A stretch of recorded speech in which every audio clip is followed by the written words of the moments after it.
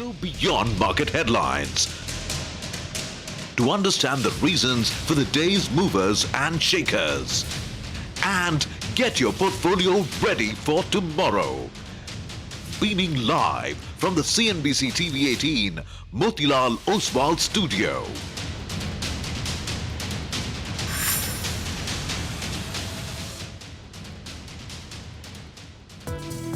A positive start is what we're seeing coming in for the Asian markets. He assured me today that they will not be buying oil from Russia.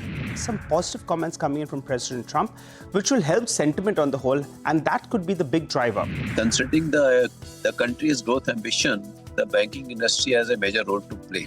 India is not important for the strategy of Hyundai, but it is the strategy of Hyundai itself. 25,400, a gain of 78 points. If things fall in place, this underperformance can reverse fairly quickly. We did see market share expansion, both in Q2 as well as overall in H1. We are building a retail franchise. We want to have a dominant position on the retail franchise. When you see parabolic rises in 1 or 2 months, like silver has just gone parabolic, it has to pause, maybe correct a bit. Exports grew 14.5% versus, again, expectations of 8 to 10%. We built a lot of tools, to help investors invest in the markets. What a stellar move on the upside today. Nifty is above that 25,500 mark.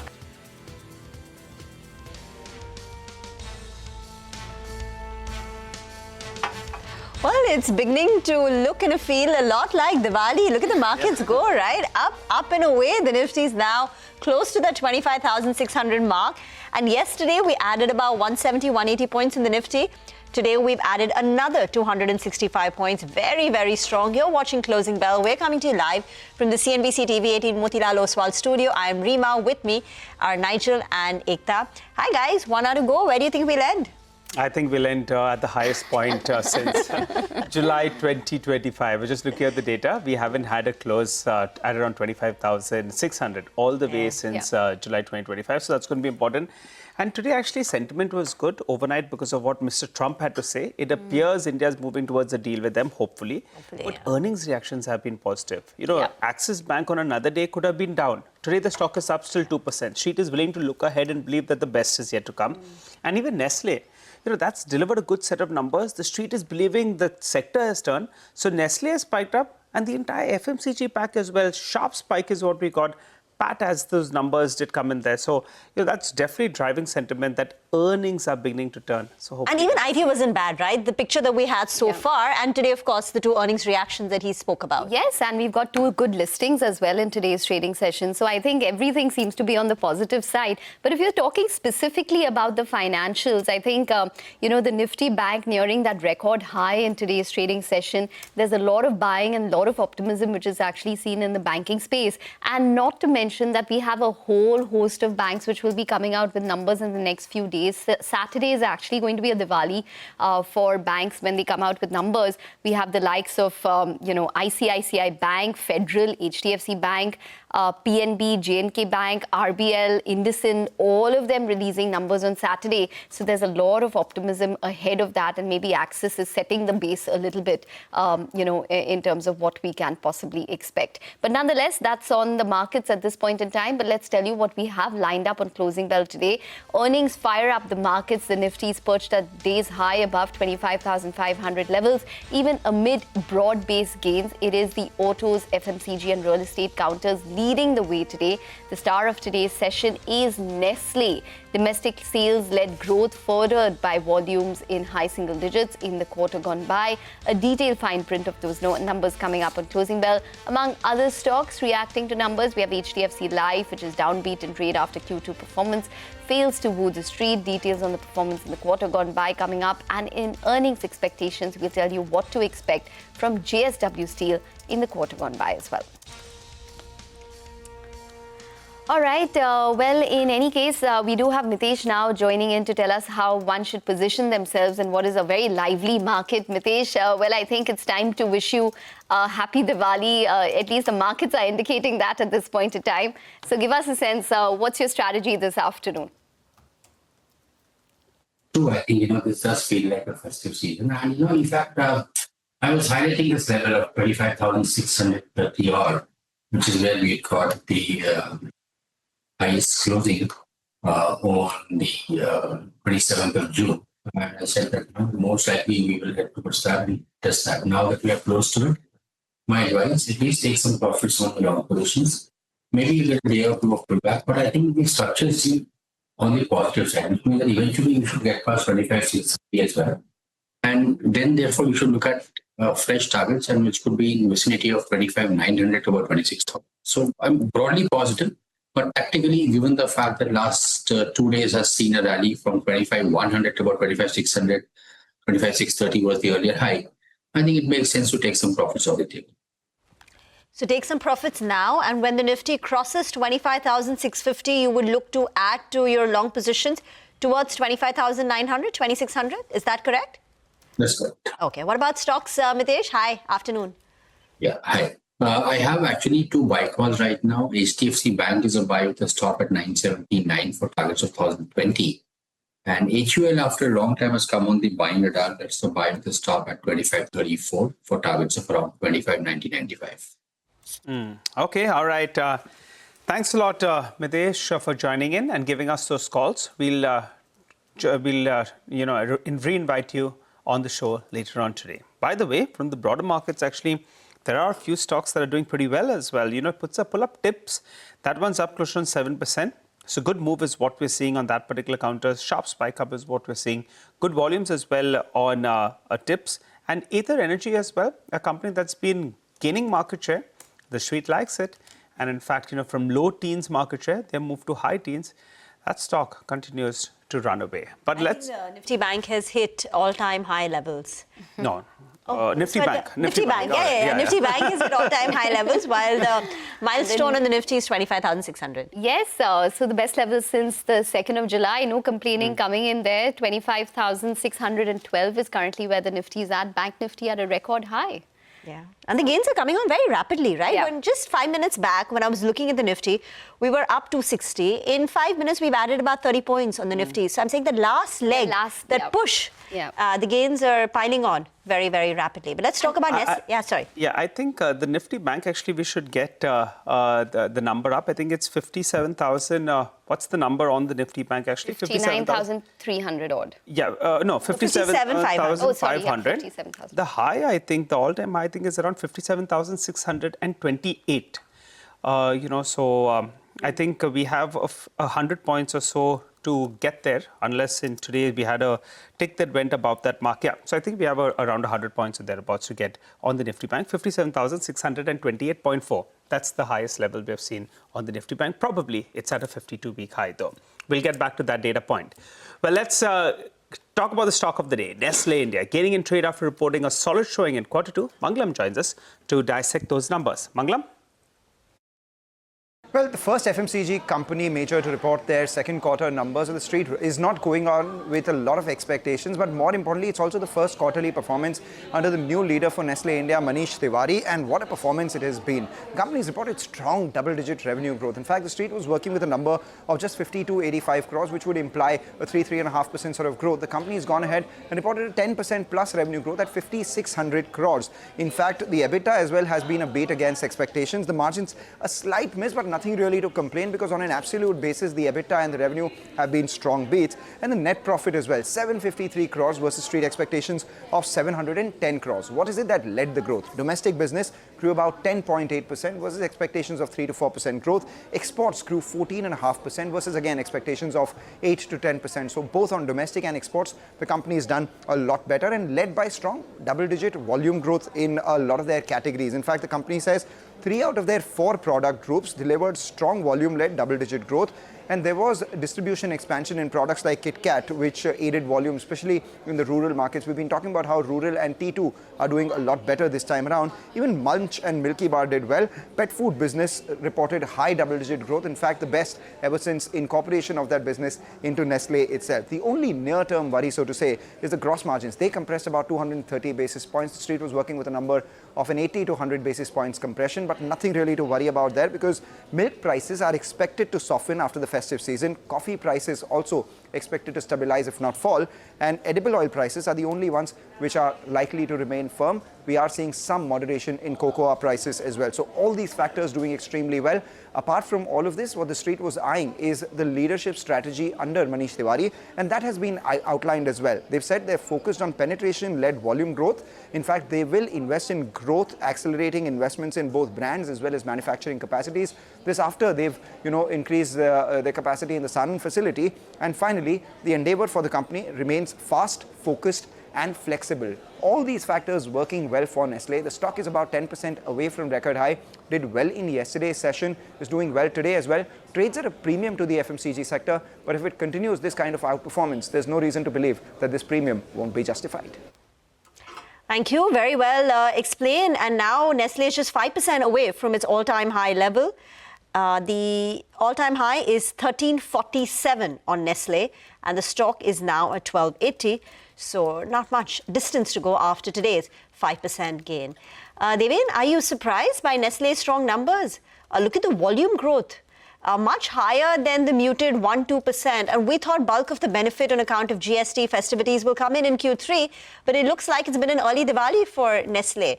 I mean, what does one do with Nestle given the valuations? And should we expect similar numbers from the rest of the staples pack?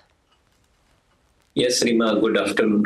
Well, I think not completely surprised so, because I think we have been counting on the possibility of a very strong tier 2, tier 3 dominance. These particular companies are having both HUL and Nestle, including Britannia. They are actually, I think, penetrating into the hinterland in a very systematic manner all these years. And what I like most about these companies is that they are actually, I think, been adapting the AI in making, in reaching out to the distribution points in a very systematic manner, which means that I think the logistic part of the problem, which otherwise I think used to result into some kind of discounting of the products because of the bulk storage at some point of time with this distributor, is now a matter of past. And this is getting reflected into the margins as well. So in my viewpoint, I think though the numbers have come and the tier 2, tier 3 are the dominant force, I believe that I think the impact of reduction in the price due to GST, etc., is likely to play out over the next 3 to 4 quarters in a very systematic manner. Till the time next year, I think when we start looking at the result on a higher base of current year, I think you should be seeing next 3 to 4 quarters as a very systematically high quarter for some of these FMCG companies, and particularly the likes of Britannia, likes of Nestle. Okay, all right. Devin, wanted to ask you about the cables and wires players. For one, Polycab actually has recovered from the lows of the day. I recall the stock was down close to 3%. Good recovery is what we're seeing on Polycab. But KEI Industries, the stock continues to remain under pressure as the street is disappointed by the slight miss in revenues as well as profitability. Also, they're a little bit disappointed with regard to the commissioning of the new facility. We spoke to Anil Gupta, the chairman and managing director of the company. Let's listen in to what he had to tell us. I hope that we will be able to maintain around 18 to 19% of export of our total revenue in this financial year. We have grown by around 22% in this quarter in our wire and cable segment because of the fall in the revenue from EPC department. We have already stated in our past several years that we are reducing our EPC business, and that is under that policy. So the overall wire and cable revenue has grown by 22% in this Q2. Okay, all right. Devin, what do you make of this one? KEI Industries, first look at it, you'll say 22% growth in cables and wires business. Things look pretty okay. The problem, I think, from a market perspective was bulk of the volume growth came in because of exports, though it's a higher margin business. The fear is that the domestic environment is not too good. The second point is gross margins went up, but EBITDA margins didn't go up by as much, and the commissioning of the facility gets delayed by a few quarters. So I guess put that together, and not very cheap valuations. The street didn't like it. But what do you do from here? You look to buy the dip? I think the last point which you made, Nigel, I think is a pertinent point. I think the valuations in the last 6 months, I think if you see the price trajectory, I think the prices have moved up for the stock. And that's the reason for which I think after the result announcement, I think some amount of softness called profit booking is being seen. At the same time, I think there is going to be a slightly challenging environment going forward, particularly because of the stronger commodity prices, the copper prices. And that's where probably I think on contract to contract basis or supply to supply basis in this case, we'll have to see how exactly I think they're passing on the cost, I think, to the end consumer. Should it require to be absorbed at some point of time? And that's a little amount of, I think, concern for most of the analysts. And that's where I believe that I think some amount of subdued, what we call, I think, performance or the selling, which is currently happening, is justified. In my viewpoint, while I remain confident about the strategy implemented by likes of Polycab, because I think they are creating vertical-wise presence in different verticals with the specialized products within the wire and cable space, we believe that I think that company would continue to have edge or others, particularly in the form of I think enjoying a little better margin. So clearly, I think the distinction is now being made with the larger ones like Polycab vis-a-vis the other players at this point of time in the market. Okay, so that's on KEI Industries. That stock is down around 6% It's sticking to its guidance, however. But the other one which we just want to talk about is HDFC Life's Q2 results, which really impressed the street. Yash is here for a quick read-through in terms of the performance this quarter gone by. Yash, tell us more. Well, very quickly, what do we know so far? The results on all counts have been in line with what the street was anticipating. In fact, there has been a beat of about 100 basis points which has come on the margins as against what the street was anticipating. In that case, why is the stock down? Of course, at opening trade, the stock was down as much as 4%. Now it's down about 2.5%. There are three important reasons which really come for that particular move on the stock. One is that the management in the interview given to CNBC-TV18 said that for the current financial year, the margins will remain at current levels. That is about 24 to 24.5%. The street was anticipating that there could be some improvement in the margins in the second half and for the year, but that the management does not believe so and expects the margin to remain at current levels. And any improvement will only come from FY27 onwards. So that's the first point. Second one, there has been no decision on the commission cuts in the passage to distributors yet. There are renegotiations which are going on, which puts an uncertainty in terms of how much pressure will HDFC Life have to absorb on its books and how much will be passed on to distributors. So that's the second uncertainty. The third one is that the management in the interview again to CNBC-TV18 has guided for early teens growth. Now, early teens anticipating or assuming that it would be about 13%. In that case, there are peers which are delivering much superior growth at the same valuation, which is about 2.2 times price to embedded value forward. So at the same valuation, if there is an avenue for higher growth, then of course investors might look at those options as well. Explains why the stock is behaving the way it is today, that is down about 2.5% in trade. All right. Well, thanks, Yash, for that. HDFC Life is under pressure, but the Bank Nifty definitely isn't. It's just about 100 points away from that record high. So a lot of momentum which is coming into the markets in the last hour of trade. Devin, but before that, the HDFC Life, do you look at that stock? Disappointing numbers this time? Well, I think if you go by the management commentary and I think take that into account, then minus the GST impact, I think, which they had to absorb because of the changes on life policies, I would think that I think on a normalized environment, I think they have grown decently well as far as I think if you remove the GST and the IT, that is input tax credit, I think benefit which they could not get in this quarter. I think if you remove that part of it, I think the working of the company possibly is, I think, not as bad as I think it is appeared to be at this point of time. In my viewpoint, I think the crux is in the area of, I think, valuations. The EV to EBITDA, that is embedded value in this case, I think is definitely, I think, remaining at the premium level. And that is the reason for which, even though with a stable business model for HDFC Life, I think the stock has always been underperforming in the marketplace. Whereas the peers are comparatively available at a cheaper levels, I think, on the valuation front. And that's where probably the liking for adding those peers into the portfolio vis-a-vis HDFC Life. Nothing wrong with the company, except that the valuation in the market is remaining fully priced at this point of time. Okay. By the way, Cyient reports numbers later today, and that stock has suddenly spiked up. So it's up close to about 3% on Cyient now. So just get that intraday up for you on your screen. Midcap IT had a very strong session yesterday after persistent stellar numbers. So it lifted the entire IT pack Today, apart from Infi Wipro, you've got LTI Mindtree and Cyient, which declares numbers. So the street will be watching that very closely. In fact, a couple of other IT names are also, I think, moving up a tad bit. First, so Zensar, you are seeing a little bit of an uptick coming through in them. Devin, quick word. We've had 2 new listings today, both strong, Rubicon Research and Canara Robeco AMC.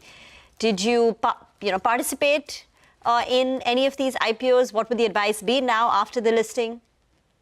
Still some time for me to, I think, study those companies, Rima, I think, and then come back at some other point of time. Got that. Oberoi Realty is also having a good session, 5.5% up. In the real estate pack, which is your preferred pick? So among the new ones, I think the listed one is Lotus. I think that is what we like, I think, this company, because of the premium to ultra luxury segment. I think that is a journey which this company has traveled very well. And we like, I think, the approach that they are carrying. So in their portfolio, they are largely having the luxury property or the ultra luxury properties, which is fetching them better realization along with the redevelopment model mode that they have carried. I think, that proposition more than the other ones. Other ones are good, but I think they are priced in today as much as I think they could. Probably, I think this one is deserving to be added into the portfolio. Okay, all right, Devin. Well, we're going to thank you on that note. Thanks very much for joining this afternoon and taking us through all of your views on the market. Well, for the Nifty, 25,588 is where we're at. We have the advanced decline ratio, which is extremely steady at this point. 2,400 stocks advancing to around 1,900 stocks declining on the Bombay Stock Exchange. We'll take a short break, but we'll be back with Pramod Gubbi of Marcellus Investment Managers to talk more about stocks. Stay tuned.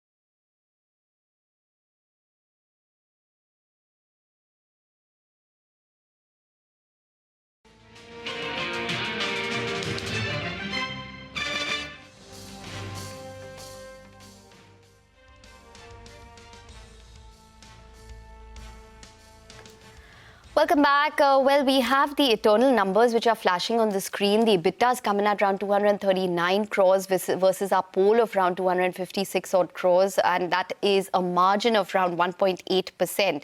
What stands out is really the revenue which has come through this time. So the revenue has come in at over 13,000 odd crores, and that should come up for you. The net profit, as you can see, is down around 63% on a year-on-year basis. The revenue is coming at around 13,590 odd crores, which compares to around 4,799 crores year on year.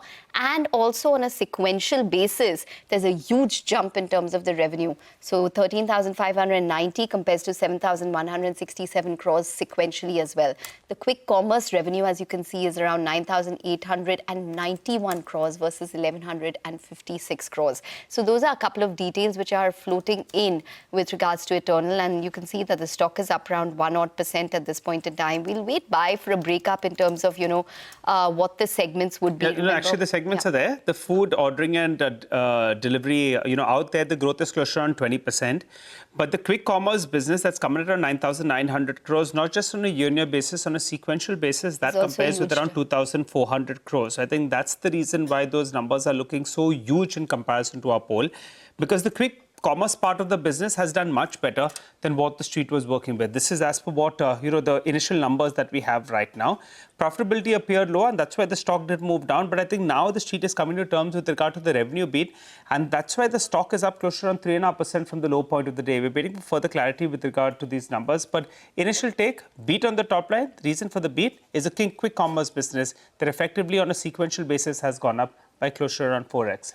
Rima, anything else? Oh, it's incredible, the kind of top-line growth. It's a 183% increase in the company's revenues on a year-on-year basis, inching towards 14,000 crore. Quick commerce top line has gone up by 750%. I know you're expecting super normal kind of revenue growth, but even the estimates were like 130, 150%. You have to see if there's some kind of extraordinary which has come through, with regards to the quick commerce revenue growth. So that has to be seen in terms of at least whether there's any kind of extraordinary. The EBIT is positive as well this time. So 1 crore, which compares to around 2 odd crores. In terms of the other segments, just a quick handle on that. The hyper pure supplies, which is basically your B2B business, has actually fallen year-on-year as well as Q-on-Q. So it's coming at around 1,023 crores as compared to 2,295 crores, which they did last quarter. So there's a sharp fall which is coming there. And on a year-on-year basis as well, there's a dip which has taken place. It compares to 1,473 crores same time last year. So there's a dip which has taken place in terms of the hyper pure supplies, which is their B2B business segment. But otherwise, it is obviously quick commerce, which is actually stolen the limelight this time for Eternal, which has come through. And as you can see, the EBIT is positive. 1 crore in terms of an EBIT as compared to 2 crores same time last year, and as compared to 9 crores in the previous quarter. So the EBIT on a sequential basis for quick commerce is lower, but nonetheless on a year-on-year basis, it's higher, and or rather just about flat.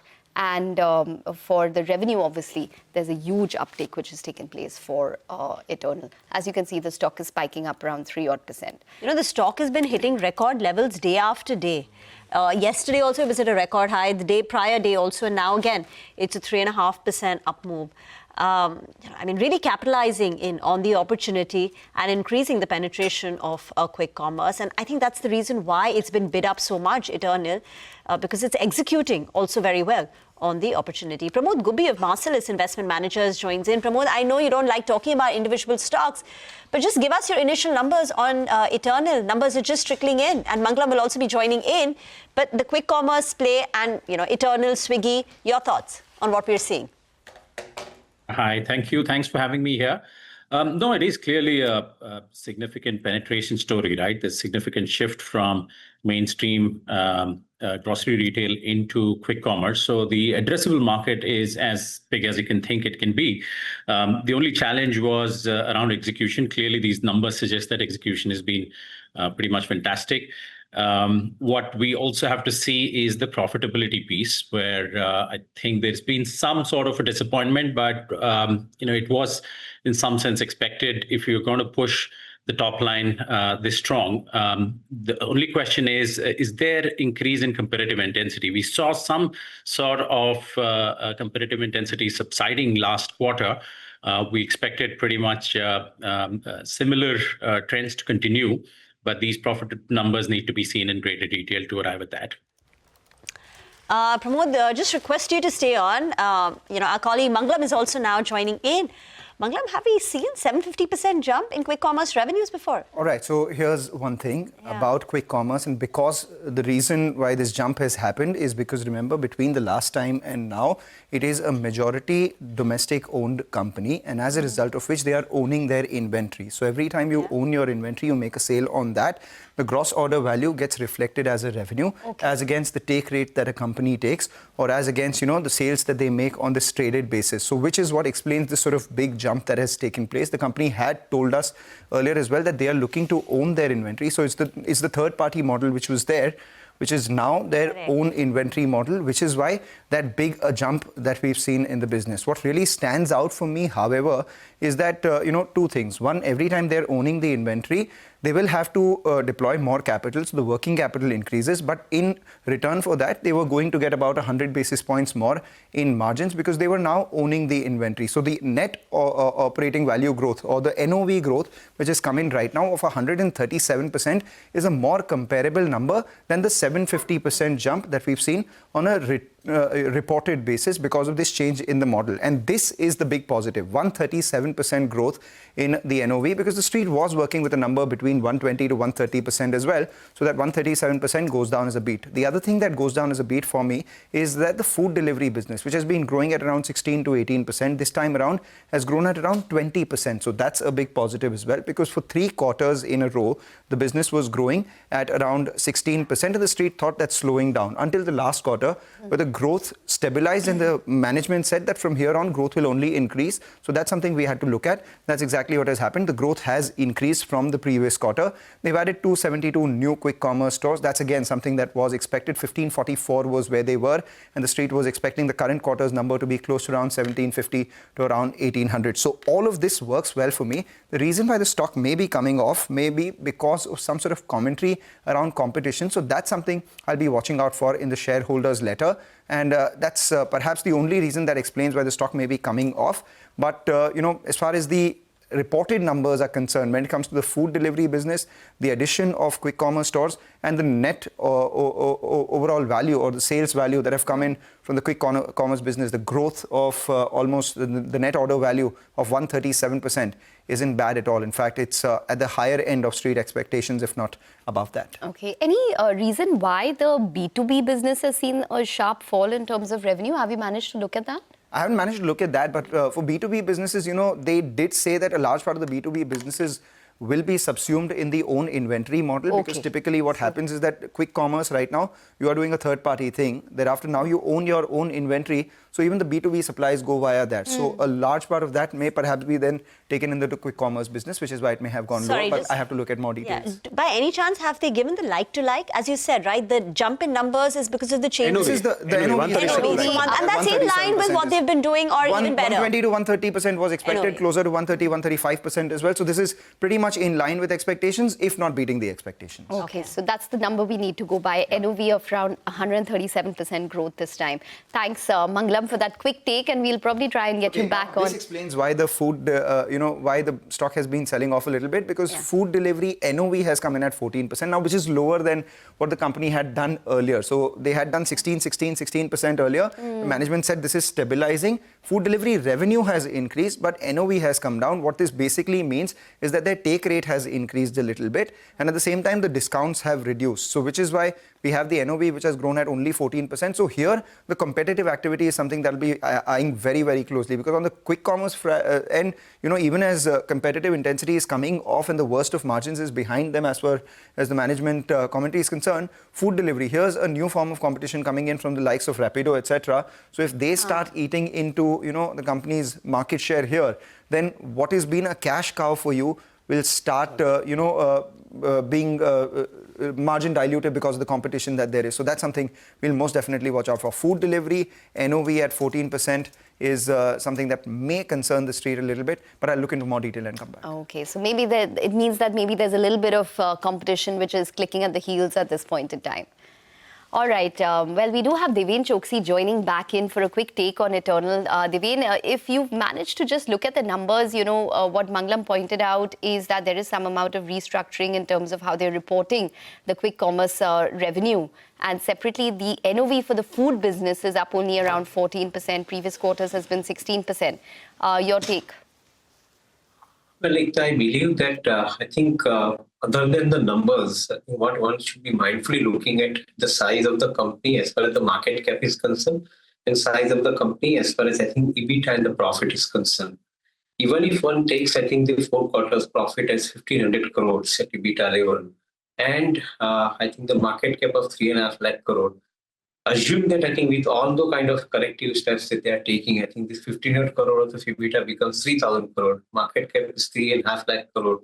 12 months, I think from now, I think that is likely the profit. What would be the valuation at which I think one would feel comfortable buying this kind of a company?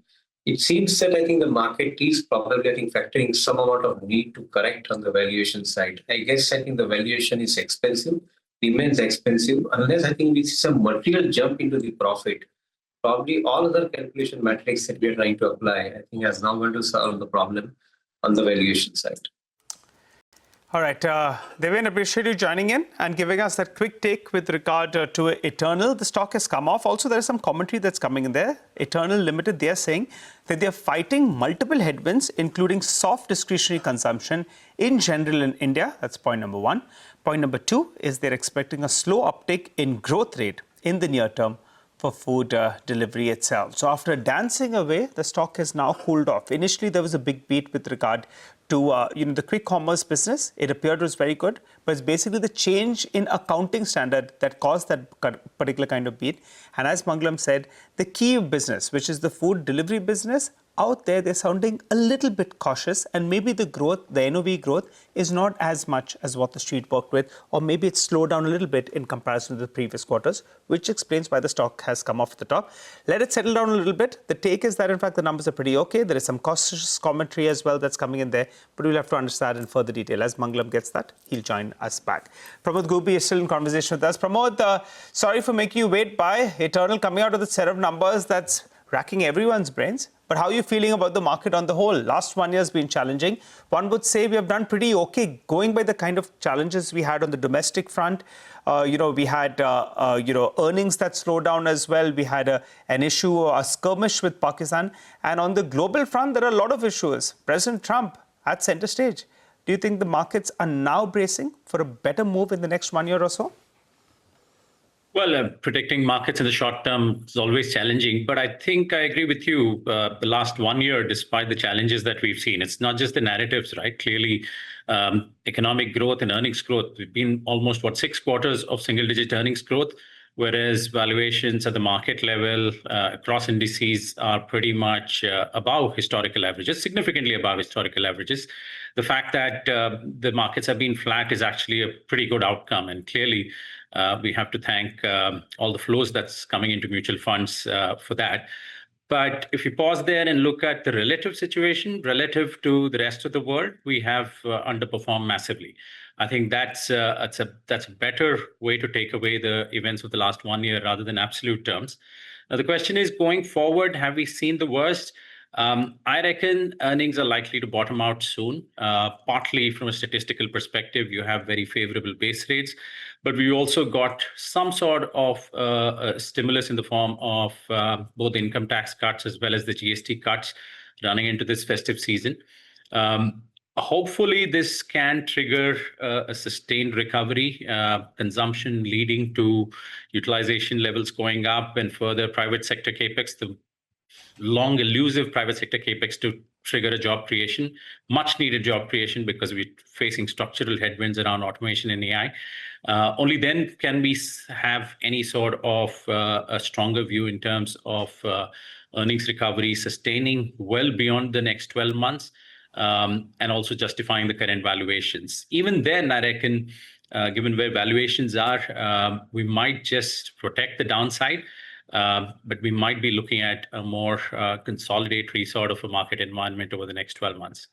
Okay, more of a consolidatory type of environment for the markets in the next 12 months. Pramod, thank you very much for joining in and taking us through your views this afternoon, and season's greetings as well. Well, we need to take a break on that note with the news that Eternal is in fact down around 2% off the day's high.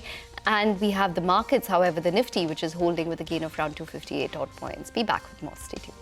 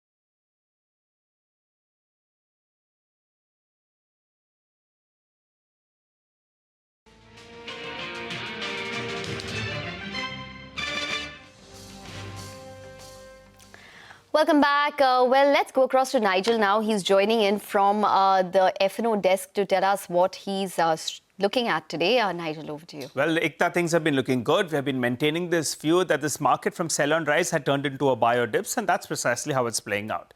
Just one word of caution, the PCR is gradually moving up. It's moving to the upper end of the range. The momentum is definitely with the bulls, but currently at around 1.46, at least the last time I checked. Normally at around 1.6 is when it gets into that overstretched zone on the upside.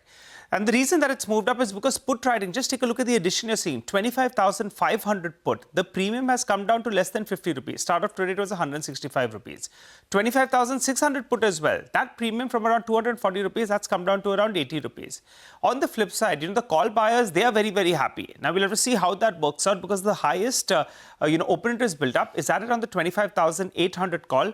And those call buyers will be very happy. Start of today, it was only around 5 rupees. And today, in fact, it's moved to around 20 rupees. And at one point of time, it was more than 30 rupees. In terms of stocks that are in focus in today's trading session, there's a perfect example of shorting getting into a result. Oberoi LD, the numbers appeared weakish, but the stock has suddenly found momentum and those shorts are scramping away for a cover. So that's a bit of a short covering bounce out there. Similar is the case with Angel One. Stock badly beaten down. There's a bit of a short covering bounce being played out there as well. So both those two have come in for a bit of a short covering bounce. And fresh buying is what we are seeing on select FMCG names. And at the forefront is Nestle India. Good move on the stock. Big open interest built up. And Cyient as well. The other one, we are seeing a good amount of momentum on that one. So short point is the markets look good for more. In the near term, the PCR is the only cautious factor which is moving to the upper end of the range. Okay, all right, Nigel, thanks very much for that. We'll just look at the Eternal stock now because that is now down around 4% It's been a huge turnaround which has taken place for the worse for Eternal. As you can see, there's a sharp dip which has taken place, and obviously the street is not liking maybe the commentary which is coming from the management as well as the internals after looking at that. But time now to get to our segment, D Street Chatter. Nimesh is here to give us all of the insight into the dealing room chatter and what he's looking at. Nimesh, anyone mentioned anything on Eternal? Not really, Ekta. It's basically a reaction to the earnings. So, and also remember, for Eternal, it's been a big mover. The market cap is now more than 3 lakh crores. So any disappointment will lead to this kind of reaction. So I'm not very surprised with the kind of reaction we're seeing in Eternal. Overall in the market, though, it's an extremely strong day for the markets. The Nifty has rallied almost 300 points intraday. It's cooled off from there. But surprise, it's almost a 1% move. And all this move is largely led by the large cap names. If you look at the broader markets, they've relatively underperformed. So if I talk to some traders and all, they are not very happy because portfolios have not done well. It's only the Nifty which is showing up big strength with up to almost 250, 270 points. And as I said, within the large cap names, it's the financial who's taken the leadership now. Big move on the bank Nifty. It's up more than 1%.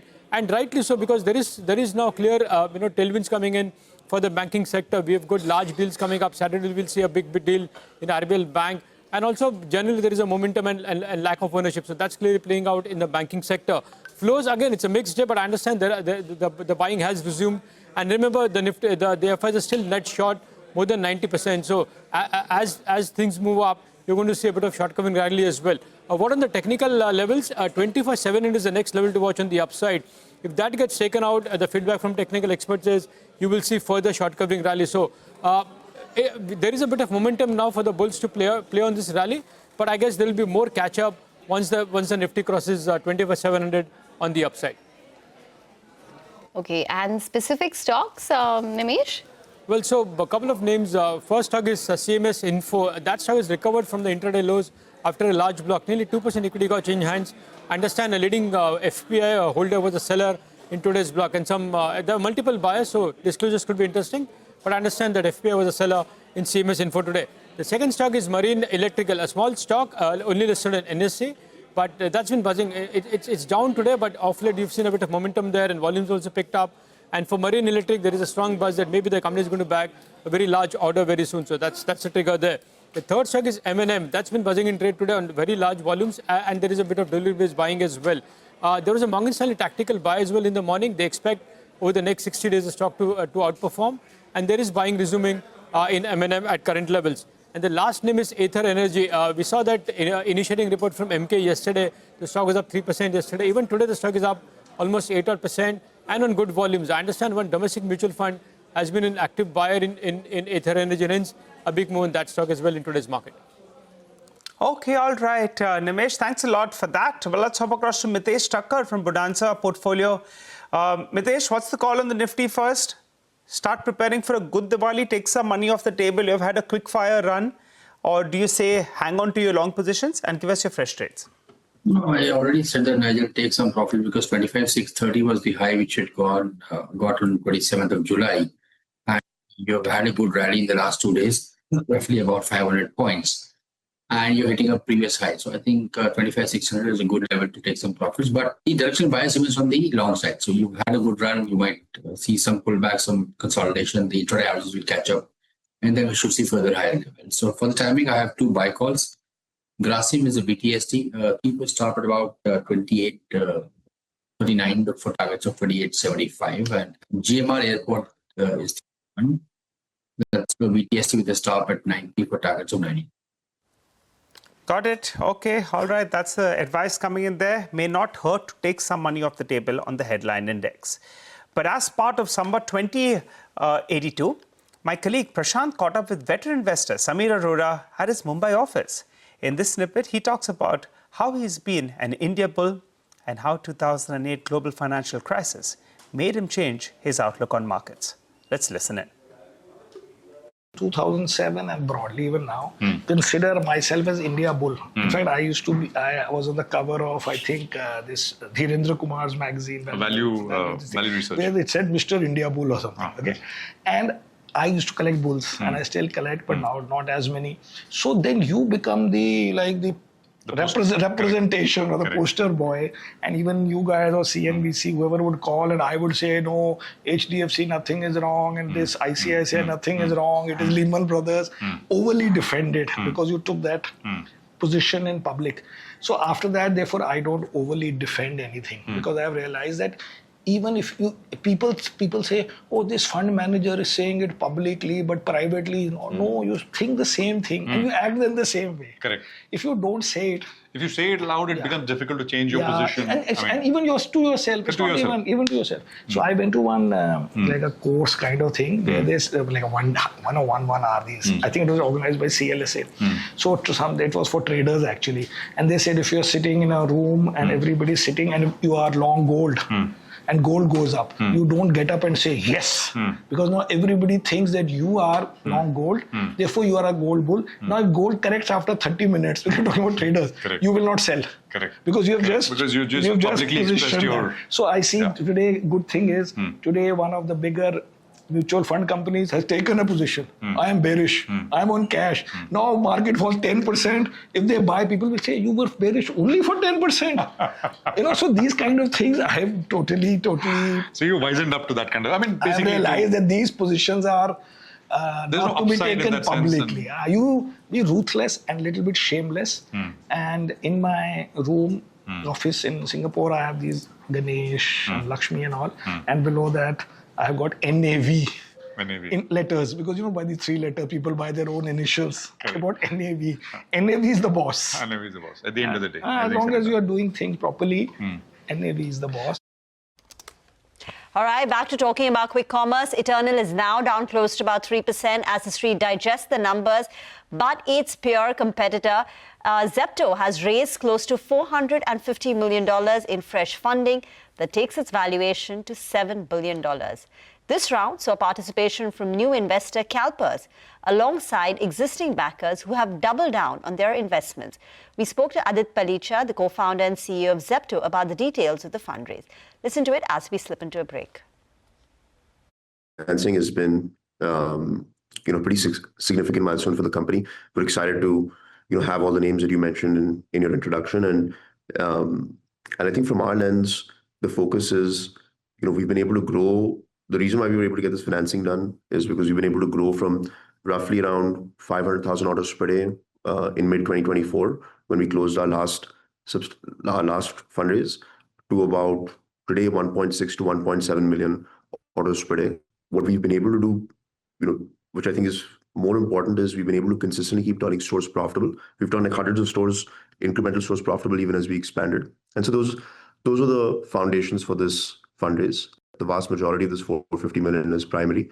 And we're now in a position where we've got close to $1 billion of net cash in bank. So we're more than well capitalized to take the company through the next few years.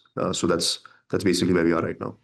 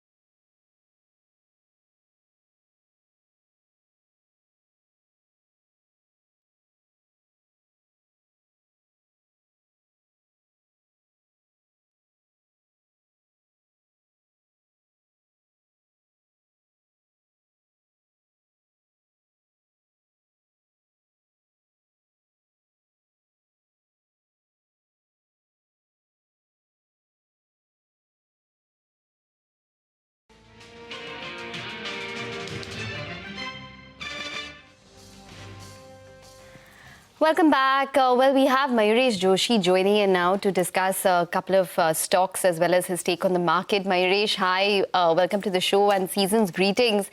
I'm not sure what to ask you about first. Nestle, which is up around 5% or Eternal, which is down around 4%. So take your pick. Which one do you want to talk about? Do you want to start the conversation? Afternoon, Ekta. No, season's greetings to you and the entire team. I think you're on mute. No. Oh, okay. Sorry. Afternoon, Ekta, and the entire CNBC team and all the viewers. Wish all of you a very happy, healthy, and prosperous Diwali.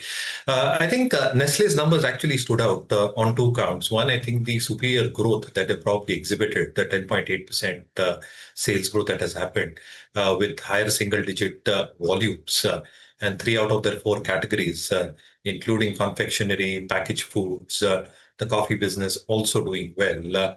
Augurs well, because this was a tough quarter for FMCG companies. They were just coming out of a lull.